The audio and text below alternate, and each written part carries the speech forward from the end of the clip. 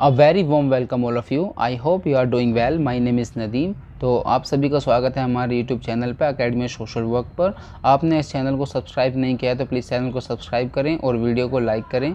ठीक है, तो हम बढ़ते हैं आज के टॉपिक के ऊपर। जो आज का टॉपिक है हमारा वो है defence mechanism. What is defence mechanism and what types of defence mechanism we have, और साथ ही साथ हम ये भी जानेंगे कि when we use defence mechanism. Okay, और ये आपके एग्ज़ाम के पॉइंट ऑफ व्यू से बहुत इंपॉर्टेंट है, क्योंकि साइकोलॉजी के जो पोर्शन है उस हिसाब से क्वेश्चन बन सकता है कि आपको पर्टिकुलर टाइप का डिफेंस मैकेनिज़्म दे दिया जाएगा और उसमें मैच द फॉलोइंग भी आ सकता है, या फिर उसकी जो फीचर्स हैं उसके बारे में लिखा जा सकता है कमेंट में, फिर आपसे ऑप्शंस में, फिर आपसे पूछा जा सकता है कि इसका किससे रिलेटेड है। ठीक है, तो मैंने कुछ डिफेंस मैकेनिज़्म है जो आपके लिए प्रिपेयर किए हैं, जो कि मैं आपके साथ शेयर करना चाहता हूँ। आप एक बार उनको पढ़ के जाएंगे तो आप अपना जो अगर डिफेंस मैकेनिज्म से क्वेश्चन बनता है तो आप उसको इजीली कर जाएंगे, जिसके लिए आपको एक अटेम्प्ट करने पर 4 मार्क्स मिलेंगे, और 4 मार्क्स बहुत वर्थ इट होते हैं। ठीक है, बहुत ही ज़्यादा वेटेज रखते हैं कंपटीशन एग्जाम में। तो शुरुआत करते हैं। तो why do we need ego defences. हम ईगो डिफेंसेस इसलिए इस्तेमाल करते हैं ताकि हम अपने आप को बचा सकें किससे, फीलिंग ऑफ एंजाइटी से और फीलिंग ऑफ गिल्ट से। हम अपने आप को फीलिंग ऑफ एंजाइटी और फीलिंग ऑफ गिल्ट से बचा सकें, इसलिए हम किसका इस्तेमाल करते हैं, डिफेंस मैकेनिज़म्स का इस्तेमाल करते हैं। हम पे different types of defence mechanism है, जिनके जो डिफरेंट काइंड ऑफ सिचुएशन पे हम यूज़ करते हैं, जिससे कि हम अपने आप की एंजाइटी और अपने गिल्ट को हम बचा सके। हम अपनी डेली टू डेली लाइफ में भी उन सबको यूज़ करते हैं, बट अब हम जो है एक प्रॉपर वे में टर्म्स के साथ उसको पढ़ेंगे। तो फर्स्ट इज है हमारा the types of defence mechanism में फर्स्ट इज है denial. Denial is a defence mechanism proposed by Anna Freud which involves a refusal to accept reality. इस डिफेंस मैकेनिज्म में हम क्या करते हैं, हम एक्सेप्ट करने से ही मना कर देते हैं रियलिटी को।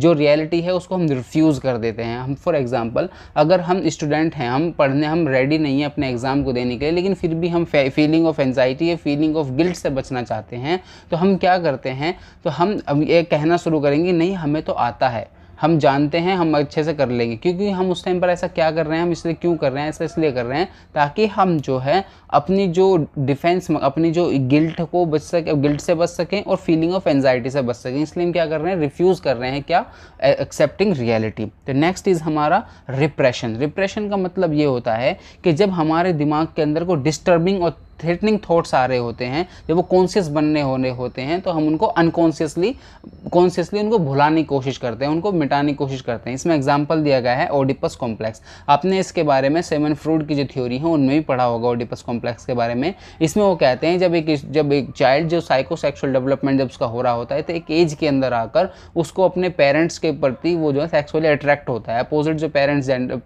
सेक्स है उसके अपोजिट वो क्या होता है, अट्रैक्ट होता है, तो उसको क्या बोलते हैं, ओडिपस कॉम्प्लेक्स बोलते हैं। तो इस तरीके के जो थॉट्स हैं दिमाग में आते हैं, उसको हम रिप्रेस करके हम जो है दूसरी तरफ अपने ध्यान को बटाते हैं, दूसरी तरफ अपने आप को लगाते हैं। तो उस तरीके की जो डिफेंस मैकेनिज्म है वो क्या कहलाता है, वो कहलाता है रिप्रेशन। ठीक है, तो नेक्स्ट इज हमारा प्रोजेक्शन। प्रोजेक्शन में हम क्या करते हैं कि हम डिफेंस यूज करते हैं, जिसमें कि हम कोई भी पर्टिकुलर सिचुएशन में अगर हमसे खुद से गलती हुई है, लेकिन हम दूसरे के ऊपर ब्लेम डालते हैं, हम दूसरे के ऊपर ब्लेम करना शुरू कर देते हैं कि नहीं उनके वजह से ऐसा हुआ। इसमें एग्जाम्पल भी है, जैसे फॉर एग्जाम्पल आप क्लासरूम में बैठे हैं जहाँ पर एग्जामिनेशन चल रहा है, और एग्जामिनेशन कोई बच्चा कोई भी XYZ कोई भी अगर फेल हो जाता है, तो वो क्या कहने लगता है, वो कहता है कि मैं इसलिए फेल हुआ क्योंकि जो हमारा एग्जाम का जो इंस्ट्रक्टर था ना वो अच्छा नहीं था, वो उसका बिहेवियर मेरे साथ अच्छा नहीं था, पता नहीं उसकी मेरे साथ क्या पर्सनल दुश्मनी थी।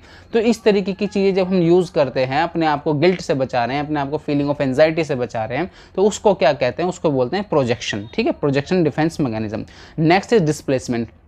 डिस्प्लेसमेंट में ये होता है कि एग्रेसिव वे में जो है हम किसी और के ऊपर, कहीं और की चीज़ कहीं और के ऊपर निकालते हैं। फॉर एग्जांपल बॉस ने अगर हमको डांटा है टाइमिंग को लेकर या किसी चीज़ को लेकर, फिर हम जाकर किसी और जो हमसे छोटे हैं, उम्र में छोटे हैं, या जिनको हम कह सकते हैं, जिनको हम सुना सकते हैं, उन पर जाके हम इस तरीके की चीज़ें करना शुरू कर दें, उन पर शाउटिंग करना शुरू कर दें, तो वो क्या कहलाता है, वो कहलाता है डिस्प्लेसमेंट। जैसे कि आप पिक्चर में भी देखते हैं, डिस्प्लेसमेंट डिफेंस मैकेनिज्म है ताकि अपने फीलिंग ऑफ एंजाइटी और फीलिंग ऑफ गिल्ट से बचा सकें, ठीक है।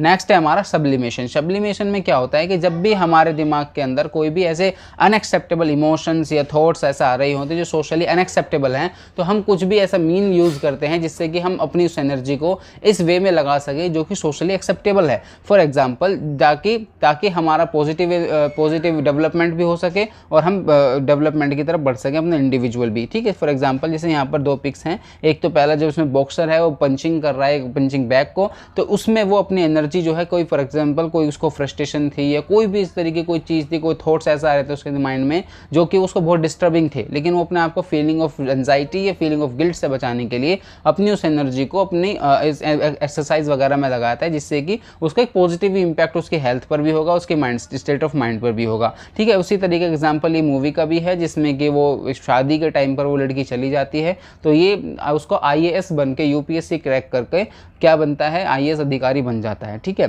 तो इस तरीके का जो उन्होंने अपना डिफेंस मैकेनिज्म को इस्तेमाल किया, तो इस तरीके का डिफेंस मैकेनिज्म क्या कहलाता है, वो कहलाता है सब्लिमेशन, ठीक है। Next is rationalisation. रैशनलाइजेशन का मतलब कि एक इंडिविजुअल बीइंग जो है वो रैशनल होता है, वो अपने प्रॉफिट लॉस को जानता है, तो इसके अकॉर्डिंग वो अपने डिफेंस को यूज़ करता है और अपने लिए एक ऐसा डिसीजन लेता है जो उसके लिए फायदेमंद हो, जो उसके लिए बेहतर हो, ठीक है। Next is reaction formation. Reaction formation में हम अपोजिट करते हैं, जो हम सोचते हैं उसका हम अपोजिट करते हैं। फॉर एग्जाम्पल इसमें एक एग्जाम्पल दिया गया है कि अगर तुम्हारा फॉर एग्जाम्पल किसी के ऊपर क्रश है, लेकिन आप फिर भी उसके सामने जाके इस तरीके से एक्ट करते हो कि मुझे फ़र्क ही नहीं पड़ता आप हो या नहीं हो यहाँ पर, या फिर आपके होने से नहीं होने से मुझे फ़र्क नहीं पड़ेगा, या फिर मैं अवॉइड करूंगा तुम्हें देख कर, जब ये सब चीज़ें हम क्या कर रहे हैं, इस तरीके के जो रिएक्शन फॉर्मेशन है वो कहलाता है डिफेंस मैकेनिज्म है। ये एक तरीके का जो एन एफ फ्रॉइड ने बोला है, इसमें बिलीविंग इन अपोजिट होता है। Psychological defence mechanism in which a person goes beyond denial and behaves in a opposite way to which he और शी थिंक्स और फील्स, ठीक है।